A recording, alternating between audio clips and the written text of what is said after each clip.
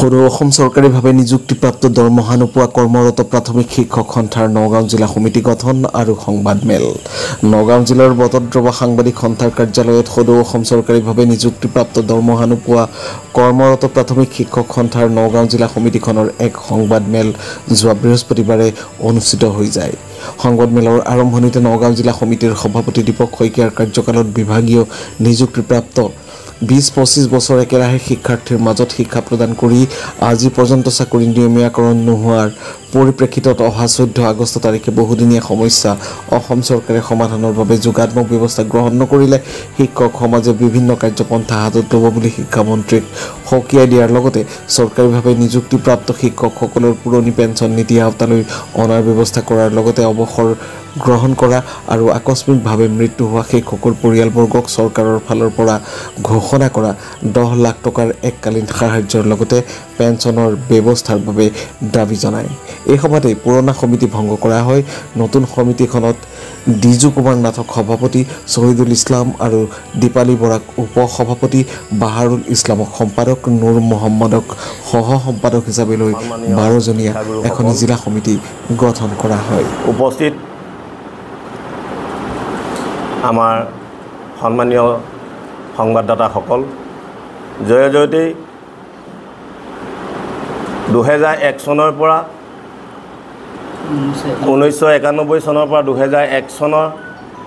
ভিতৰত অসম চৰকাৰে সদৌ অসম চৰকাৰীভাৱে নিযুক্তিপ্ৰাপ্ত দৰমহা নোপোৱা কৰ্মৰত প্ৰাথমিক শিক্ষক সন্থাই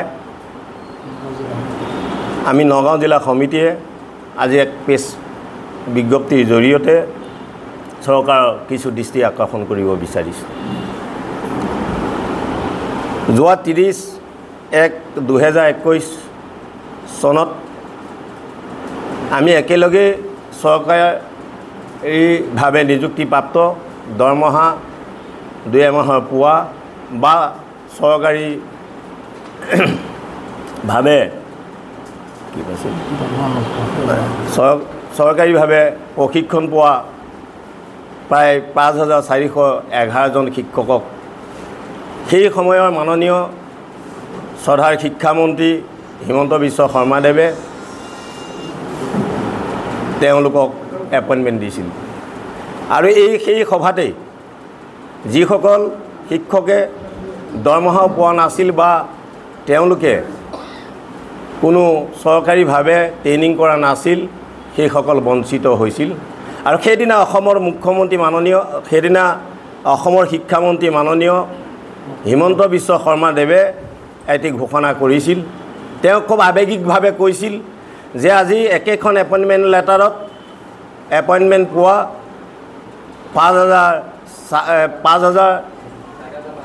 ৪,৫১১জনক আমি নিযুক্তি দিছোঁ যদিও সেই একেখন এপইণ্টমেণ্ট লেটাৰত মানে নিযুক্তি পোৱা বহুত শিক্ষকক আজি আমি দিব নোৱাৰিলোঁ। আজি তেখেতসকলৰ দুখ লগাটো স্বাভাৱিক আৰু এইটো দুখৰ বিষয়। গতিকে তেখেতসকলে দুখ কৰিব নালাগে এইবুলি তেওঁ খুব আৱেগিক ভাষণ দিছিল যে কম দিনৰ ভিতৰতে আমি তেখেতসকলক যিসকল যে চৰকাৰীভাৱে নিযুক্তি পাইছে তেখেতসকলক এজনকো বাদ নিদিয়াকৈ আমি চাকৰি তৎকালীনভাৱে দিম। খালি তেওঁ এটা কথা স্পষ্টভাৱে ঘোষণা কৰিছিল যে তাত আমি যিবিলাক মেনেজিং কমিটিৰ এপইণ্টমেণ্ট সেইখিনি মই দিব নোৱাৰিম। আৰু সেইদিনা আমি প্ৰত্যেকজন শিক্ষক দুখ আৰু আৱেগ আছিল যদিও আমি আহ্লাদিত হৈছিলোঁ, কিয় মাননীয় হিমন্ত বিশ্ব শৰ্মাদেৱে যিখিনি কথা কয় এইখিনি কাম কৰে। আৰু সেইকাৰণে আমি সেইদিনা অস্থিৰ হৈ যোৱা নাছিলোঁ, আশ্বস্ত হৈছিলোঁ যে তেখেতে আমাক অনতিপলমে আমাক নিযুক্তি দিব। কিন্তু অতি পৰিতাপৰ কথা এই যে তাৰ ইয়াৰ পিছতে অসমৰ বিভিন্ন প্ৰান্তত তেখেত যেতিয়া গৈছিলে তেখেতক আমি বিভিন্ন প্ৰান্তৰ আমাৰ শিক্ষকসকলে লগ কৰিছিল। তেওঁ কিন্তু প্ৰত্যেক স্থানতে যে তেওঁলোকক খুব সোনকালে দিব এই শব্দটো কৈ আছিল। শেহতীয়াভাৱে তেওঁ অসমৰ মুখ্যমন্ত্ৰীৰ দায়িত্ব ন্যস্ত হ'ল আৰু তেখেতৰ অসমৰ মুখ্যমন্ত্ৰী হিচাপে এই বৰদোৱাত আমিও প্ৰায় 5বাৰ তেখেতক লগ কৰিছোঁ যে ২৬ ছেপ্টেম্বৰ তাৰিখে যিসকলক নিযুক্তি দিছিলে সেই বৰদোৱা ২৬ ছেপ্টেম্বৰ আগত আমাৰ এই পবিত্ৰ বৰদোৱা ভূমিত মহাপুৰুষ শ্ৰীমন্ত শংকৰদেৱৰ এই পবিত্ৰ ভূমিত তেওঁ উপস্থিত হৈ তেতিয়া আমি প্ৰায় ২০-২৫ জন শিক্ষকে তেখেতক লগ কৰিছিলোঁ আৰু তেখেতে সেইদিনাও